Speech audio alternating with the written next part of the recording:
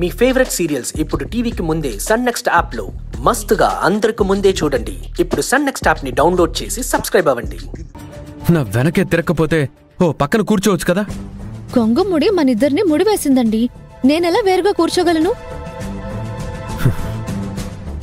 ఇంతకీ మీరెందుకు అంత దీర్ఘంగా ఆలోచిస్తున్నారు? ఈ కొంగుముడి ఎలా విప్పాలా అని ఆలోచిస్తున్నాను. కొంగుముడి విప్పితే అరిష్టమని పంతులు గారు చెప్పారు కదా. అది విప్పితే ఈ కుటుంబానికి అరిష్టమో కాదో నాకు తెలియదు, కానీ నువ్వు నా కళ్ళెదురుగా ఉంటే అదే నాకు దరిద్రం. ఏదైతే అదైంది. ఈ కొంగుముడితో మాత్రం రేపు ఉదయం వరకు నీతో కలిసి ఉండలేను. నేనిప్పుడే విప్పేస్తాను. మావయ్య గారు, మావయ్య, మావయ్య, మావయ్య, మావయ్య. ఏమైందమ్మా? ఎందుకంత గట్టిగా పిలిచావు?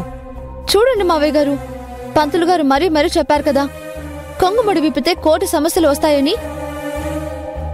ఈయనేమో ఆలోచించకుండా అర్థం పర్థం లేకుండా ఇప్పుడే ఆ కొంగుముడి విప్పడానికి ప్రయత్నిస్తున్నారు. రే రాహుల్, నీకేమైనా బుద్ధుందా అసలు? అంత పూజ చేసి అంత హోమం చేసి ఆఖరికి నోము ఫలితం లేకుండా చేస్తున్నావు. చూడు, రేపు సూర్యోదయం దాకా కొంగుముడి విప్పకూడదని పంతులు గారు చెప్పారా లేదా? అది కాదు నాన్న, ఈ కొంగుముడి వల్ల నేను అభితోనే కలిసి ఉండాల్సి వస్తుంది. అభి మొహమే నిమిషానికోసారి చూడాల్సి వస్తుంది. తన మొహం చూస్తేనే నాకు చిరాగ్గా ఉంది. ఏరా, అభి ముఖానికి ఏమైంది? నీకేమైనా భూతంలా కనిపిస్తుందా? కాదు, దరిద్ర మొహంలా కనిపిస్తుంది.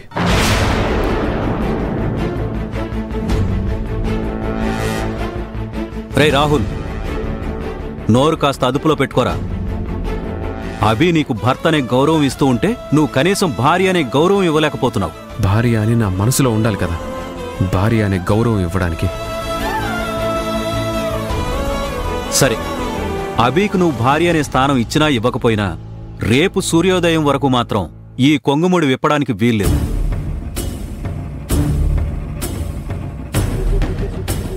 అది విప్పితే నువ్వు కుటుంబ నాశనాన్ని కోరుకున్నట్టే, మా అందరి భవిష్యత్తులో నువ్వు ఆపదలో పడేసినట్టే. ఇలాంటి సెంటిమెంట్ డైలాగులు చెప్పే నా చేతులు కట్టేస్తున్నారు. సరేలే, మీ మాట కోసమైనా నేను విప్పను. ఇక మీరు వెళ్ళండి.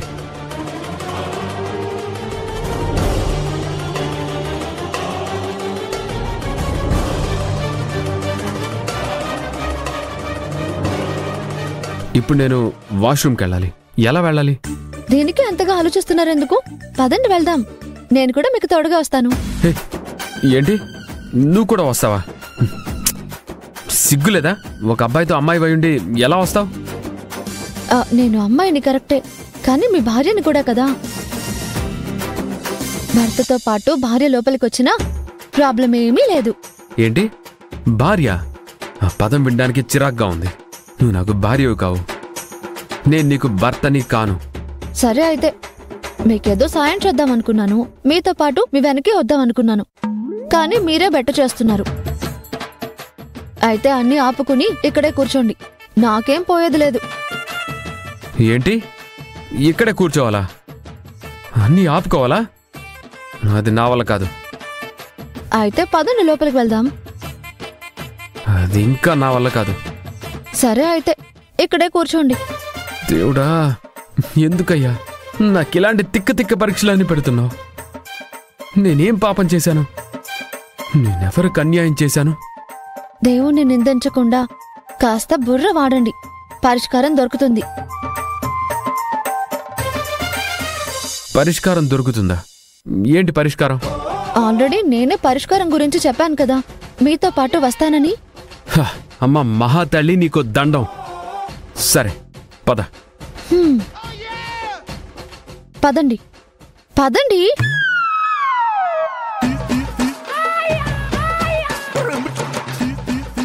నువ్విక్కడే ఉండు, నేను ఇప్పుడే వస్తాను, సరేనా?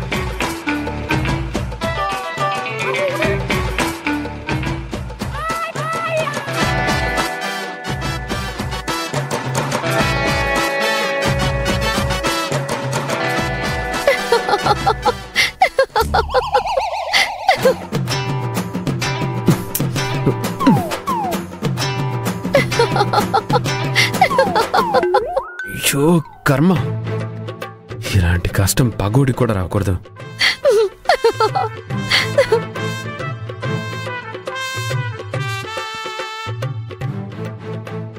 అమ్మా, ఇప్పుడు ప్రశాంతంగా ఉంది. చూసారా, పెద్ద సమస్య అనుకున్నారు, ఎలా చిటికెలో సాల్వ్ అయిపోయిందో. చిచి, నీతో మాట్లాడుతున్నానేంటి? దీన్నే శత్రువు పక్క నుంచొని సరదాగా మాట్లాడడం అంటారు. చిచి.